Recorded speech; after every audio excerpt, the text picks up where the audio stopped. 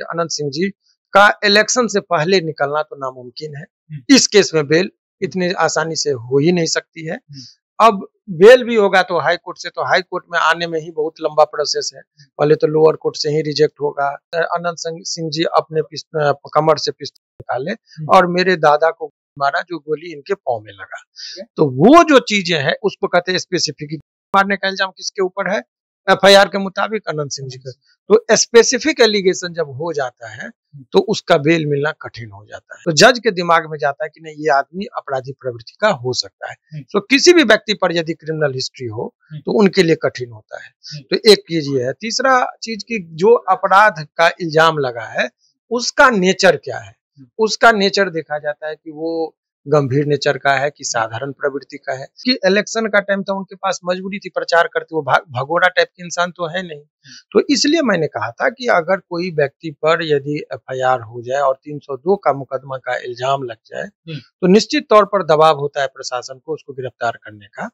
और तो इसीलिए हमने कहा था कि गिरफ्तारी होगी और कल तक गिरफ्तारी होगी। मोकामा में दुलारचंद यादव की हत्या और उसके बाद अनंत सिंह की गिरफ्तारी के बाद जो है, देखिए अब राजनीतिक रूप से सरगर्मी तेज हो गई है, लेकिन कानूनी समझ भी जानना जरूरी होता है। अभी हमारे साथ पटना के हाईकोर्ट के वकील शिवनंदन भारती जी हैं। कानूनी रूप से क्या अब आगे होने वाला है? अनंत सिंह की गिरफ्तारी हो गई, इससे पहले लोग कहते गिरफ्तारी नहीं होगी, आपने कहा कि गिरफ्तारी भी होगी अनंत सिंह की, और अनंत सिंह की गिरफ्तारी होगा, क्या प्रोसेस होगा? देखिए, ये मेरा व्यक्तिगत टिप्पणी नहीं है। जो कानून में जब अभी तक आपने देखा किसी का मर्डर केस में नाम हो जाए, वो खुलेआम नहीं घूम सकते। क्योंकि इलेक्शन का टाइम था, उनके पास मजबूरी थी प्रचार करते, वो भगोड़ा टाइप के इंसान तो है नहीं। तो इसलिए मैंने कहा था कि अगर कोई व्यक्ति पर यदि एफआईआर हो जाए और 302 का मुकदमा का इल्जाम लग जाए तो निश्चित तौर पर दबाव होता है प्रशासन को उसको गिरफ्तार करने का।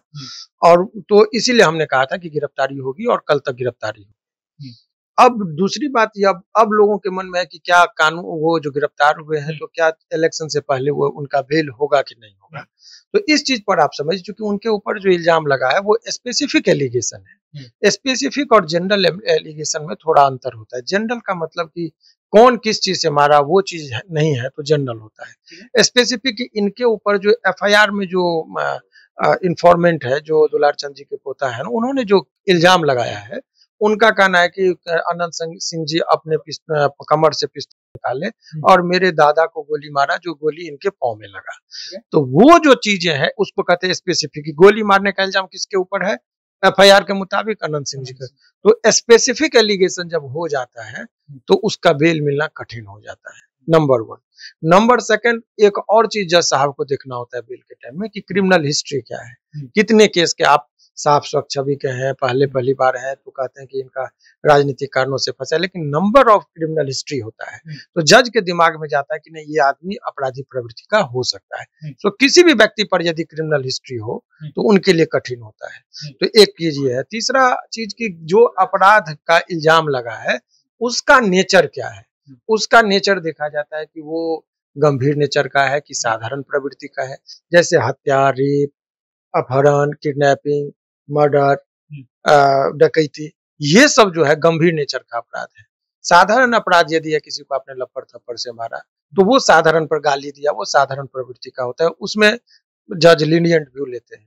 लेकिन इसमें जो नेचर है, हत्या का आरोप है, तो ऐसे में गंभीर प्रवृत्ति का है। तो इसीलिए अभी फिलहाल जितना भी समीकरण देख रहे हैं तो निश्चित तौर पर आप ये एक निष्कर्ष पर पहुंच सकते हैं कि अनंत सिंह जी का इलेक्शन से पहले निकलना तो नामुमकिन है। इस केस में बेल इतनी आसानी से हो ही नहीं सकती है। अब बेल भी होगा तो हाई कोर्ट से, तो हाई कोर्ट में आने में ही बहुत लंबा प्रोसेस है। पहले तो लोअर कोर्ट से ही रिजेक्ट होगा, तो इसमें तो 5-6 महीना तो यूं ही आपका निकल जाता है हाई कोर्ट तक आते आते। तो ये तमाम तरह का चीज है जिस पर जो है तो ये कह सकते हैं कि आनंद सिंह जी के लिए भी मुश्किल। अभी परसेप्शन बना हुआ है, लोग कह रहे हैं कि आज जो है कोर्ट में पेशी होगी, कल पेशी होगी, क्या है? देखिए, जब कभी भी कोई भी व्यक्ति को जब गिरफ्तार किया जाता है तो गिरफ्तार करने के बाद 24 घंटा के अंदर में उनको जेल जब भेज, आप लोग ये मत समझिए कि पुलिस ही जो थाना गिरफ्तार करती वही डायरेक्ट जेल भेजती, ऐसा कुछ नहीं। अभी जेल नहीं गए हैं ना? जेल नहीं, जेल का जो प्रोसेस होता है वो मजिस्ट्रेट जो संबंधित होते हैं उनके सामने रखा जाता है और मजिस्ट्रेट साहब के आदेश से ही कोई व्यक्ति जेल में जाता है। यानी मजिस्ट्रेट का मतलब यहाँ जज समझिए आप, जुडिशियल मजिस्ट्रेट की बात हम करें तो वो मजिस्ट्रेट साहब लिख देंगे उनको प्रस्तुत किया जाएगा। पहले तो अभी डायरेक्ट जैसे गिरफ्तार किए तो रात में भी ले आ सकते थे, लेकिन क्यों नहीं लाए? 24 घंटा तक उनके पास समय होता है, पुलिस अपना रख के पूछताछ करती है कि जिस बंदूक से मारा गया बंदूक कहाँ से आया, पहले से पूरा योजना बना था कि अचानक झगड़ा हो गई, तो सारा रिपोर्ट इनको देना होता है। अभी अनंत सिंह से पूछताछ लगातार जारी करेगा पुलिस। एक निष्कर्ष पर पहुंची, या कुछ न कुछ तो उनको देना होगा कि पूर्व नियोजित था, कि इनका इन्वॉल्वमेंट था कि नहीं था, वो सब कुछ इनको देखना होता है। तो ऐसे परिस्थिति में 24 घंटा में अगर वो अनुसंधान पूरा नहीं होता है, लगता है कि नहीं, अगर वो मान लीजिए सपोज एक उदाहरण समझिए कि इन्होंने कहा कि हमने जो बंदूक से मारा वो बंदूक सपोज की दरभंगा जिला में फलना जगह से हमने रखा है, तो अब दरभंगा जिला में कहाँ पे रखा है, तो अब इनको अनंत सिंह जी को कहेगा कि वहां पर, एक उदाहरण दे रहे हैं कि वहां पर हमको लेके जाना है, तो पुलिस क्या करेगी, रिमांड पर लेने की कोशिश करती है कि इनको, हमको चूंकि जहां से बंदूक खरीदा गया था वो जगह वहां है, जिसको लाया था यही जाके बताएंगे, समय हमको और चाहिए। तो ये सब चीज को करने के लिए रिमांड का मतलब पुनः उस व्यक्ति को मांगता है। अभी पुलिस 24 घंटा के अंदर में समर्पित कर दी मजिस्ट्रेट के सामने, हाकिम के सामने, जिसको हम लोग जज कहते हैं। अब जज से ही वो पुनः मांग करेगा कि कुछ दिन का हमको सर इनको सौंपा जाए, ताकि हम एग्जैक्ट कहाँ से बंदूक लिए थे, किस बंदूक से मारा गया था, मारने के बाद वो बंदूक कहाँ के छुपा के रखा है, तमाम तरह की चीजों को हम रिकवरी करेंगे। इसीलिए इनको कुछ दिन के लिए हमको दिया जाए, तो वो जो दिया जाता है वही जो है सो फिर आपको ये कहलाता है रिमांड।